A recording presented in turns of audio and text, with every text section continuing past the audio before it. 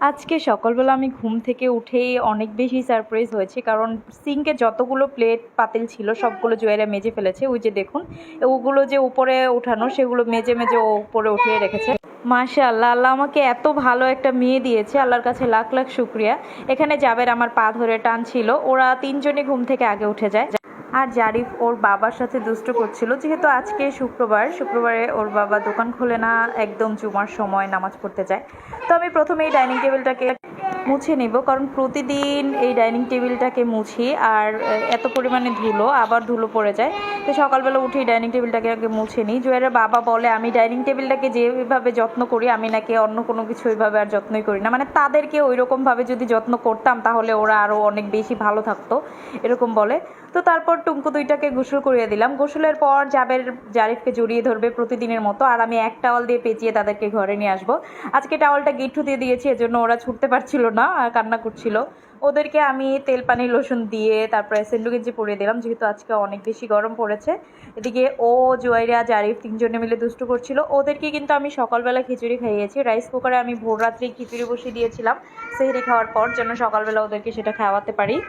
একটু ঝুরাগোস্ত ভুনা ছিল, সেটা দিয়ে চাল ডাল দিয়ে মশলা দিয়ে খিচুড়ি রান্না করিয়ে দিয়েছি। তো এখানে আমার কাজের ভাবি চলে এসেছে, উনি কাজ করছেন। জাবের এখানে মাস্কারা নিয়ে খুঁটিনাটি করছে, আর আরেকজন এখানে আরামসে বসে রাজার হালে ককশিট খাচ্ছিল। তো আমি আজকে বিরিয়ানি রান্না করব, যেহেতু জয়রা চলে যাবে আজকে, তো জয়রাকেও দিয়ে দিব, ওকে খাইয়ে দিব। আর ভাইয়া ভাবির জন্য একটু নিয়ে যাব, এর জন্য একটু বেশি করে বিরিয়ানি রান্না করছি। গতকালকে আমার শ্বশুর পোলার চাল আর গোস্ত দিয়ে গেছে বিরিয়ানি রান্না করে খাওয়ার জন্য। তো এখানে আমি পেঁয়াজ কুচি করে নিয়েছি, আদা রসুন বাটা দিলাম, গরম মশলা দিলাম, আর একটু আমার যে মেক করা মশলা সেইটা দিলাম, আর বিরিয়ানির মশলা দিয়ে দিলাম 1 প্যাকেট। এখানে 1.5 কেজির মতো গোস্ত ছিল। তো সবগুলো দিয়ে আমি এখানে প্রেশার কুকারে দম দিয়ে দিব। দম দিয়ে জারিফ আর জাবেরকে আমি এখন ওদের লাঞ্চটা খাওয়াবো। এখন 12:30 বাজে। ওদের দুপুরের খাবারটা খাইয়ে ওদেরকে ঘুমানিয়ে দিলে আমি জুয়েরাকে বিরিয়ানি রান্না করার পর খাইয়ে জুয়েরাকে দিয়ে আসবো ওরা ঘুমে থাকতে থাকতে। তো এই তো আমার গোস্তটা কষানো হয়ে গেছে। আমি কিন্তু 3-4 বার প্রেশার কুকারের ঢাকনা খুলে খুলে দেখেছি যে লেগে যায় কি না। তারপরে আবার একটু কষানোর জন্য পানি দিয়েছিলাম, ফুললি সেদ্ধ হয়ে গেলে। আর যে পরিমাণে আমি চাল নিয়েছি তার ডাবল পরিমাণে পানি দিয়েছি, ডাবলের চেয়ে একটু কম পানি আমি অন্য একটা পাতিলে বলকা নিয়ে নিয়েছিলাম। তারপর আমি গোস্তটা ঢেলে দিলাম, তারপর ঢেলে দিলাম চালটা। আমি চাল কখনো কষিয়ে রান্না করি না, কষিয়ে রান্না করলে একটু ভেঙে যায়, এজন্য আমি চালটা এভাবেই দিই, মানে প্রথমে গোস্তটা কষিয়ে তারপরে ওটার ভিতরে পানি দিয়ে তারপর চাল দিই। তো চাল আর পানিটা সমান হয়ে গেলে আমি একটু নেড়ে তারপরে নিচে একটা তাওয়া বসিয়ে ওপরে পাতিলটা বসিয়ে দিলাম। এখানে আজকে আমি মনে হয় 1.5 কেজি চালের বিরিয়ানি রান্না করছি। তো আমি বিরিয়ানিটা এখন একটু চাপ দিয়ে দিব। মাশাআল্লাহ, গোস্ত আর বিরিয়ানিতে মানে খুবই সুন্দর হয়েছে, একদম গোস্ত বেশি বেশি হয়েছে। এখানে আমি চুলোর জালটা একদম কমিয়ে দিলাম।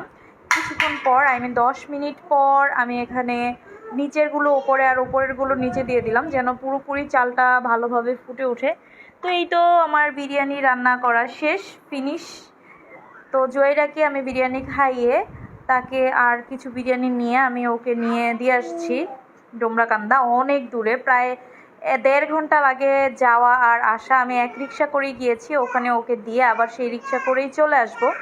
তো বাসায় এসে তাড়াহুড়ো করে পার্সেলগুলো রেডি করলাম, স্লিপটাও করতে পারিনি, এত তাড়াহুড়ো ছিল, কারণ ডেলিভারি ম্যান বাহিরে দাঁড়িয়ে ছিল। এখানে জারিফ আর জাবেরকে দিয়ে আমি পার্সেলগুলো দিলাম।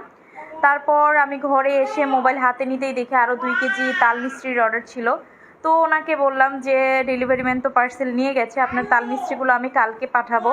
এই তো ওনার তাল মিষ্টিটা আমি আগেই প্যাকেট করে নিচ্ছিলাম। উনি 2টা তাল মিষ্টির অর্ডার দিয়েছে, এখানে 2 কেজি। তো জারিফ আর জাবেরকে এসেই আমি আসতে আসতে কিন্তু 3:30 বেজে গেছে। তারপর পার্সেল রেডি করতে করতে 4টা বেজেছে। এখানে জারিফ আর জাবেরকে আমি পাস্তা রান্না করে দিলাম, পাস্তা রান্না করে সিদ্ধ করে তারপর একটু কনডেন্স মিল্ক দিয়ে দিলাম। তো এটা হচ্ছে ঈশার আজান দিয়েছে তখন। জারিফ আর জাবেরকে আমি ভেজা কাপড় দিয়ে ভালো করে মুছে পাউডার দিয়ে আবার ওদেরকে জামা পরিয়ে দিলাম। যেহেতু গরমের দিন, বাচ্চাদেরকে ভেজা কাপড় দিয়ে বারবার মুছে দিবেন, এতে ওদের শরীরটাও ঠান্ডা থাকবে, ও শরীরের ময়লাও থাকবে না। আর ময়লা থাকলে কিন্তু অনেক বেশি চুলকানি হয় বাচ্চাদের। তো ওদেরকে অন্য একটা জামা পরিয়ে দিলাম। প্রয়োজনে 3-4 বার জামা পাল্টাবেন বাচ্চাদের, যেহেতু আমরা ফ্ল্যাট বাসায় থাকি, এজন্য ময়লা হয় না, তো একবার পাল্টালেই হয়। এখানে আমি রান্না করছি, ভাবির বাসা থেকে কিছু কলমি শাক এনেছিলাম, এখানে পুঁটি মাছ দিয়ে কলমি শাক রান্না করব। যেহেতু আমি বিরিয়ানি রান্না করেছি, সেহরির সময় তো আর বিরিয়ানি খাওয়া যাবে না, এজন্য সেহরির রান্নাটা আমি এখন শেষ করে ফেলবো। কলমি শাক দিয়ে পুঁটি মাছ রান্না করলাম। আর কলমি শাকটা আমি সবসময় রান্না করলে একদম কাঁচা কাঁচা একটা ভাইব থাকে, একদম সবুজ থাকে, সেইভাবেই আমি আজকে রান্না করব। জাস্ট এই যে একটা নেড়ে দিলাম, তারপরে ঢেকে দিব। ঢাকনা উঠালেই আমার রান্না শেষ। মানে এটা 3 মিনিট দমে ছিল জাস্ট। তো রান্নাটা শেষ। আর যে পানিটা ছিল সেটাও কিন্তু আমি শুকাবো না। আর এমনিতেও আমি কলমি শাক রান্না করলে নিচের পানিটা শুকাই না, এবং অন্যান্য শাক রান্না করলেও পানিটা শুকাই না। এখানে আমি 3 টুকরা মাছ ভাজবো, মানে মাছ রান্না করব। আমার জন্য একটা, জুয়েলের বাবার জন্য একটা, আর একটা হচ্ছে আমার ছেলেরা সকালবেলা খাবে। মাছগুলো একটু বড় বড় করে সাইজ করেছি। তো এখানে একটু পেঁয়াজ দিয়ে দিলাম, লবণ দিয়ে পেঁয়াজ দিয়ে দিলাম। আর পেঁয়াজ ভাজার সময় সবসময় লবণটা খেয়াল করে দিয়ে দিবেন, না হলে পেঁয়াজটা কিন্তু সেদ্ধ হয় না, ভাজা হয়ে যায় কিন্তু সেদ্ধ হয় না। তো এই তো আমি 3 টুকরা মাছ নিয়ে নিলাম। এটাও সামুদ্রিক একটা মাছ, মাছের নামটা আমি জানি না, কিন্তু মাছটা এত বেশি তাজা, আপনারা টুকরাটা দেখেই বুঝতে পারছেন। আমি কক্সবাজার থেকে মাছ নিয়েছিলাম, সেই মাছগুলো এটা। তো পেঁয়াজটা ভাজা ভাজা হয়ে গেলে আমি একটু আদা দিয়ে দিলাম। আদা দিয়ে আর একটু ভেজে নেব। মাছটা আমি কষিয়ে রান্না করব, আজকে ভাজবো না। মানে ভাজার জন্য আবার ফ্রাই প্যান নামাতে হবে, তেল দিতে হবে, এত কিছু সময় আমার নাই। এদিকে আবার নামাজের সময় হয়ে যাচ্ছে। তো আমি হলুদ আর মরিচের গুঁড়ো দিয়ে দিলাম। হলুদ দিয়ে দিয়েছি একটুখানি, আর মরিচের গুঁড়ো দিয়েছি আমি 1 চামচ। কারণ এখানে ভুনাটাই কিন্তু একটুখানি যেন ঝাল হয়, কিন্তু হলুদ অত বেশি না হয়। কালারটা কিন্তু খুব সুন্দর হয়েছে কষানোর। তারপর মাছটা দিয়ে দিলাম। মাছটা দিয়ে কিছুক্ষণ একটু এই তেলের ভিতরেই নাড়াচাড়া করে নেব।